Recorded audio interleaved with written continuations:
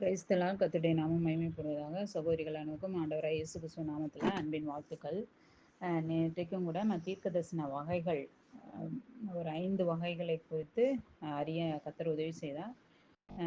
இன்றைக்கும் கூட நம்ம புதிய விதத்தில் சில காரியங்களை கற்றுக்கொள்ளலாம். எந்த காலங்களில் தீர்க்கதரிசிகள் உருவானார்கள் அப்படின்றத குறித்ததான சில காரியங்கள் நம்ம வேதத்திலிருந்து நம்ம அறிந்து கொள்ளலாம். அதன் மூலமாக தீர்க்கதரிசிகள் எதற்காக உருவாக்கப்பட்டார்கள் அப்படின்றதையும் கர்த்தர் தீர்க்கதரிசிகளிடத்திலிருந்து எப்படி பேசினார் அப்படின்றத நம்ம வர்ற நாட்களில் நம்ம படிக்கலாம். இன்றைக்கும் பொதுவாக எந்த காலம் தீர்க்கதரிசிகள் உருவானார்கள் அப்படின்றத நான் ஒரு 9 வகையான காலங்களாக பிரித்து நான் உங்களுக்கு சொல்கிறேன்.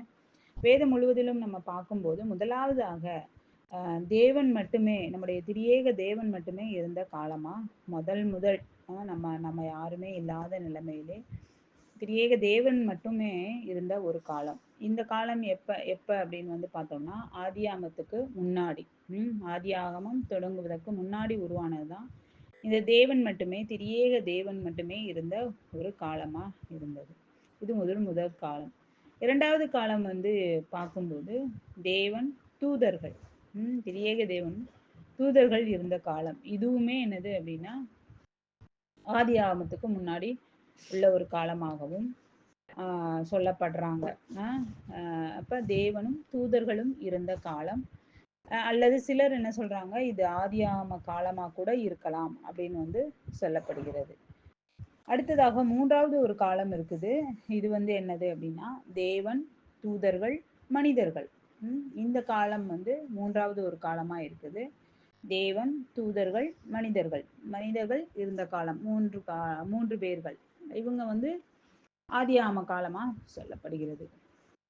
அப்ப இந்த நாட்கள்ல தேவன்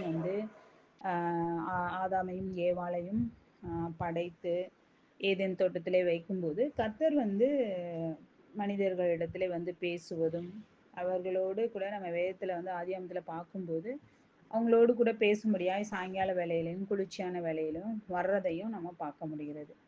அப்ப மனிதனுக்கும் கடவுளுக்கும் எந்த ஒரு இடைவெளியும் இல்லாத நிலைமையிலே ஒரு குட்டி பரலோகமே பூமியிலே இருக்கிறத நம்ம பார்க்க முடிகிறது. அப்ப திரியேக தேவன், தூதர்கள், மனிதர்கள் இருந்த காலம் இந்த காலம் ஆதியாகம காலமா இருந்தது.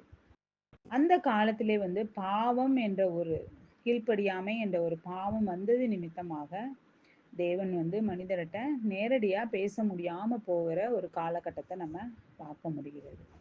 அடுத்து நான்காவதாக ஒரு காலம் இருக்கிறது. அந்த காலங்கள் தேவன், ஜனங்கள், ஆசாரியர்கள், தீர்க்கதரிசிகள். எப்போ இந்த தீர்க்கதரிசிகள், ஆசாரியர்கள் இவர்கள்லாம் உருவானாங்க அப்படின்னு பார்த்தோம்னா இது யாத்திராகமத்திலேருந்து ரூத்து புத்தகம் வரை இந்த காலங்களாக சொல்லப்படுகிறது. அதாவது தேவன் திரியேக தேவன் இருக்கிறார், ஜனங்கள் இருக்கிறார், ஆசாரியர்கள் இருக்கிறார்கள், தீர்க்கதரிசிகள். எந்த காலகட்டத்திலே இந்த தீர்க்கதரிசிகள் உருவானார்கள் அப்படின்னு பார்க்கும்போது முதலிலே அந்த தீர்க்கதரிசியா இருந்தது யார் அப்படின்னா மோசே தான் தீர்க்கதரிசியா கர்த்தர் முன்குறித்து என்ன பண்றாரு, அவர் அழைக்கிறத பார்க்க முடியும். இந்த நிகழ்வு நம்ம யாத்திராம புத்தகத்துல படிக்கிறோம். ஜனங்கள் சீனாய் மலையின் அடிவாரத்துல கூடி வருவாங்க. அப்போ ஆண்டவர் அந்த பயங்கர சத்தமாய் துணிக்கும். அந்த சத்தம் என்னது, ஜனங்கள் பயந்து சொல்லுவாங்க, மோசே ஆண்டவர் எங்க கிட்ட பேச வேண்டாம், நீங்க பேசுங்க, நாங்க கேட்கிறோம்.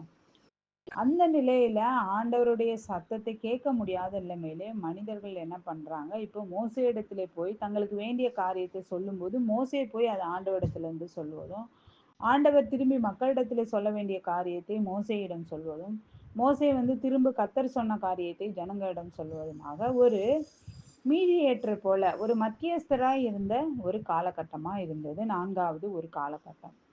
அப்ப இந்த காரியம்தான் என்னது அப்படின்னா தீர்க்கதரிசிகள் உருவாவதற்கும் ஆசாரியர்கள் உருவாவதற்கும் ஒரு காலகட்டமா இருக்கிறத நம்ம பார்க்க முடிகிறது. அப்ப இப்ப நம்ம சொல்லும்போது தீர்க்கதரிசிகள்ன்றது யார் அப்படின்னா தேவனுக்கும் மனிதனுக்கும் மத்தியஸ்தராய் நிற்பவர் தான் யார் அப்படின்னா தீர்க்கதரிசிகள். அப்ப முதல்ல நம்ம பார்க்கும்போது தீர்க்கதரிசிகள் என்ன பண்ணாங்க, தேவனுடைய வாயா இருந்து செயல்பட்டாங்க. இன்றைக்கு நம்ம கத்துக்கிட்டது என்னது அப்படின்னா தீர்க்கதரிசிகள் என்ன பண்றாங்க, தேவனுக்கும் மனிதனுக்கும் மத்தியஸ்தராய் நிற்கிறவர் தான் யார் அப்படின்னா இந்த தீர்க்கதரிசிகள். அடுத்ததாக வந்து ஆசாரியர்களும் அந்த காலகட்டத்துல உருவாடுறாங்க. அப்ப ஆசாரியர்களிடத்துல வந்து தேவன் வந்து எந்த ஒரு வார்த்தையும் வாங்க மாட்டாங்க. ஆசாரியர்கள் வந்து தேவனிடம் வந்து எந்த ஒரு வார்த்தையும் வாங்க மாட்டாங்க. அவங்க ஏற்கனவே எழுதி வைத்த வார்த்தைகள ஜனங்களுக்கு கொடுப்பாங்க. இதுதான் என்னது, இவங்களும் ஒரு விதத்துல மீடியேட்டர் மாரி, பரிந்து பேசுகிறவர் மாரி, மீடியேட்டர் மாரி ஆசாரியர்களும் செயல்பட்டாங்க. அப்ப ஆசாரியர்கள், தீர்க்கதரிசிகள், ஜனங்கள், தேவன் இதெல்லாம் ஒரு 4வது காலகட்டமா இருக்கிறது. இது வந்து நம்ம யாத்திராமத்திலிருந்து ரூத் புத்தகம் வரை நம்ம பார்க்க முடிகிறது. அடுத்து 5வதாக ஒரு காலகட்டங்கள் இருக்கிறது. ஆசாரியர்கள் இருந்தார்கள், தீர்க்கதரிசிகள் இருந்தார்கள், அடுத்து நியாயாதிபதிகள் இருந்தார்கள், அதற்கு பின்பு ராஜாக்கள் இருக்கிறதையும் நம்ம பார்க்க முடியும். அப்ப இங்க வந்து தேவன் வந்து நேரா பேசவில்லை. இப்பதான் என்ன பண்றாரு, ஆசாரியர்கள் மூலமாகவும், தீர்க்கதரிசிகள் மூலமாகவும், ராஜாக்கள் மூலமாகவும், நியாயாதிபதிகள் மூலமாகவும் பேசுறத நம்ம பார்க்க முடியும். இது எந்த காலகட்டம் அப்படின்னு வந்து பார்த்தோம்னா, சாமுவேலிலிருந்து மல்கியா வரை இந்த காலகட்டங்கள் தொடர்வதை நம்ம பார்க்க முடிகிறது. பாவத்தின் நிமித்தமாக கர்த்தர் மனிதனோடு நேரடியாக உறவாடுறது த நின்று போன பிறகுதான் இந்த தீர்க்கதரிசிகள் உருவாறத நம்ம வேதத்துல நம்ம பார்க்க முடியுது. அப்ப 5வது காலம் என்னது அப்படின்னா, தேவன் இருக்கிறார், ஜனங்கள் இருக்கிறார்கள், ஆசாரியர் இருக்கிறார்கள், தீர்க்கதரிசிகள் இருக்கிறார்கள், நியாயாதிபதிகள் இருக்கிறார்கள், ராஜாக்கள், நியாயாதிபதிகள் வேணாம் என்று அடுத்து ராஜாக்கள், இப்படி நிறைய மக்கள் தான் ஒரு முடிவெடுத்து ஆண்டவரிடம் கேட்கிறதையும், ஆண்டவர் அவங்க கேட்கிறத கொடுக்கிறதையும் நம்ம வேதத்துல பார்க்க முடிகிறது. இதுதான் என்னது, சாமுவேல்ல இருந்து மல்கியா வரை இந்த ஒரு காலகட்டம். இது ஒரு 5வது காலகட்டமா இருக்குது. 6வதாக ஒரு காலகட்டம் வருகிறது. இதான் சைலண்ட் பீரியட் அப்படின்னு வந்து சொல்லுவாங்க. மல்கியாவுக்கும் மத்தேயுக்கும் இடைப்பட்ட காலப்பிரிவு எல்லாருக்குமே தெரியும். இது ஒரு 400 வருட பிரிவு. 400 வருடம் இதுல இந்த காலகட்டம் இருக்குது. இந்த அமைதி காலத்துல தேவ சத்தமும் கேட்கல, ப்ராஃபட்டுடைய சத்தமும் இல்ல, ஆசாரியர்கள் இல்ல, பலிகள் இல்ல, தொழுகை இல்ல. ஸோ எல்லாமே ஒரு அமைதியாக இருந்த காலம். இந்த காலத்தை குறித்து நமக்கு எந்த ஒரு காரியமும் சரியான ஒரு தீர்வு கிடைக்கப்படல. அப்ப இந்த காலகட்டம் ஒரு சைலண்ட் பீரியடா இருக்குது. இது மல்கியாவுக்கும் மத்தேயுக்குமான ஒரு இடைப்பட்ட ஒரு 400 வருட ஒரு அமைதியான காலமா கருதப்படுகிறது. இது வந்து 6வது காலமா இருக்குது. இது 7வதாக ஒரு காலம் வருது. அதுதான் அப்பதான் கர்த்தர் வந்து மக்களோட திரும்பவும் பேச விரும்புறாரு. அப்பதான் இயேசு கிறிஸ்து என்ற மீட்பர் மூலமாக என்ன பண்றாரு, இயேசு கிறிஸ்து என்ற இரட்சகர் இந்த உலகத்துக்கு வர்றத நம்ம பார்க்க முடிகிறது. அப்ப கர்த்தர் வந்து தன்னுடைய மகனையே என்ன பண்றாரு, மக்களுக்காக கொடுக்கிறதுக்கும், ஆண்டவர் வந்து மக்களோடு பேச நினைக்கிறதையும் நம்ம பார்க்க முடிகிறது.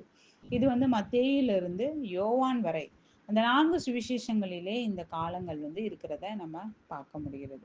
அடுத்து 8வதாக ஒரு காலம் வருகிறது. அதான் புதிய ஏற்பாடு திருச்சபையின் காலம். அதற்கு பின்பு இயேசு கிறிஸ்துவுக்கு பின்பு இருக்கிறது தான் என்னது, திருச்சபையின் காலமா இருக்கு. அந்த காலத்துல சபையில வந்து நிறைய தீர்க்கதரிசி எழும்பினதை நம்ம பார்க்கிறோம்.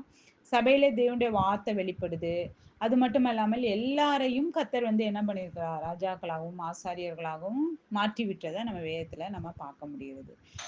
இன்னைக்கும் கூட தேவ சத்தத்தை நம்ம கேட்க முடியும். இப்போ புதிய ஏற்பாட்டு காலத்துல வந்து நம்ம பார்த்தோம்னா, இந்த திருச்சபையின் காலத்துல இன்னைக்கும் கூட நம்மள கர்த்தர் வந்து ராஜாக்களும் ஆசாரியர்களாகவும் மாற்றி விட்டார். நமக்குள்ள பரிசுத்த ஆவியானவரை நமக்கு கொடுத்திருக்கிறார். அப்ப இன்னைக்கு நம்ம தேவனுடைய சத்தத்தை நம்மிடத்திலேயே நாம கேட்க முடியும். தேவ சத்தத்தை இன்னைக்கு இந்த செய்தியை கேட்டுட்டு இருக்கிற ஒவ்வொருவரும் உங்களுக்குள்ள பரிசுத்த ஆவியானவர் இருந்தால், அவர் வந்து ஒரு தீர்க்கதரிசியா இருந்து உங்களுக்கு எல்லா காரியங்களையும் கற்றுக் கொடுக்க முடியும். ஆவியானவர் நமக்குள்ள இருந்து தேவ சத்தத்தை சொல்லுவார். தேவ விருப்பத்தை சொல்வார். எப்ப சொல்லுவார் அப்படின்னா, நமக்கும் தேவனுக்கும் இடையான உறவுகள் நன்றாக இருந்தால், நாம் பாவம் இல்லாமல் இருந்தோம் என்றால், கர்த்தர் நம்மோடு கூட பேசுறவரா இருக்கிறத நம்ம பார்க்கோம். ஒருவேளை நம்மிடத்துல பாவம் இருந்தா, பரிசுத்த ஆவியானவர் நம்மோடு கூட பேச மாட்டாரு. அடுத்ததாக நாம் வேதத்தை வாசிக்கணும். அனுதினமும் வேதத்தை நம்ம என்ன பண்ணணும், நல்லா வாசிக்கணும். ஆண்டவரோட ஜெபிக்கணும். கர்த்தரிடத்துல பேசணும். நாம வந்து தேவன் நம்மிடத்துல பேசணும்னா நம்ம வேதத்தை படிக்கணும். வேதத்தில் உள்ள ஒவ்வொரு காரியங்களையும் ஆய்ந்து அறிந்து வேதத்தை படிக்கணும். நாம தேவனிடத்துல பேசணும்னா என்ன பண்ணணும்? ஜெபம் பண்ணணும். அப்ப நம்மளிடத்துல இன்னைக்கு அநேக பேர் வந்து நாங்க அவங்கட்ட போனோம், அந்த தீர்க்கதரிசிட்ட போனோம், இந்த தீர்க்கதரிசிட்ட போனோம்ன்ற சொல்றத இந்த காலகட்டத்த கேட்கிறோம்.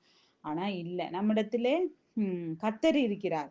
ஆவியானவர் நம்மிடத்திலே இருந்து நம்முடைய எதிர்காலத்தை குறித்த காரியங்கள, நம்முடைய குடும்பத்தின் திட்டங்களையும் நம்ம கேட்கும்போது கர்த்தர் சொல்லுகிறவரா இருக்கிறார். என்ன அந்த சத்தத்த நம்மளால கேட்கக்கூடியவர்களா நம்ம இருக்க மாட்டோம்.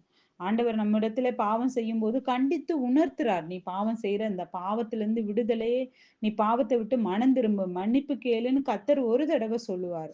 நம்ம நம்ம காது கேக்குதா? கடவுளுடைய சத்தம் நம்முடைய காதுல கேக்குதா? அப்படின்றதான் ஒரு பெரிய கேள்விக்குறியா இருக்குது. அப்ப இன்றைக்கு நம்மளுடைய உள்ளத்திலேயே பரிசுத்த ஆவியானவர் தீர்க்கதரிசியா நமக்கு அநேக காரியங்கள சொல்லிக் குடுக்கிறார். நம்மள கண்டித்து உணர்த்துறார். பாவம் செய்யும்போது திருத்துறார். ஆனா, நம்ம அந்த சத்தத்த கேட்கிற அளவுக்கு நம்முடைய காது திறந்திருக்கிறதா? அல்லது மந்தமா இருக்கிறதா? அப்படின்றதான் ஒரு பெரிய கேள்வியா இருக்குது. இன்னைக்கு நம்ம சோதிச்சு ஆண்டவருடைய சத்தத்த நம்மளால கேட்க முடியுதா? தேவ சித்தத்த நம்மளால அறிய முடிகிறதா? இது ஒரு 8வது காலகட்டமா இருக்குது. அடுத்து 9வது இனிமேல் வரப்போற ஒரு காலகட்டம் தான் என்னது? பூமியிலும் நித்தியத்திலும் திருச்சபை. அதாவது வரப்போகிற காலம். இங்க வந்து முகமுகமா நம்ம தேவன தரிசிக்கிற காலம். நாமளும் தேவனுமா வாழப்போற ஒரு காலம். அந்த காலம் தான் 9வது வகையான ஒரு காலமா இருக்கிறத நம்ம பார்க்க முடிகிறது. அப்ப வேதத்துல நம்ம முழு வேதாமத்தமே எடுத்துக்கிட்டோம்னா 9 வகையான காலங்கள் காணப்படுகிறது. எந்த காலங்கள்ல தீர்க்கதரிசிகள் உருவானார்கள் அப்படின்னும்போது, மக்களே வேணாம், தேவன் நம்மிடத்திலே பேச வேண்டாம் என்று சொல்லும்போது தீர்க்கதரிசிகள் உருவானாங்க. நாளைக்கும் கூட சில காரியங்கள நம்ம வேதத்திலிருந்து பார்க்கலாம். பழைய ஏற்பாட்டு காலத்துல ஏன் ஒரு சிலர மட்டும் தீர்க்கதரிசிகளா கர்த்தர் தெரிந்து கொண்டார் அப்படின்றத சில காரியங்கள நாளைக்கு பார்க்கலாம். தேவனுடைய நாமம் மகிமைப்படுவதாக. ஆமென்.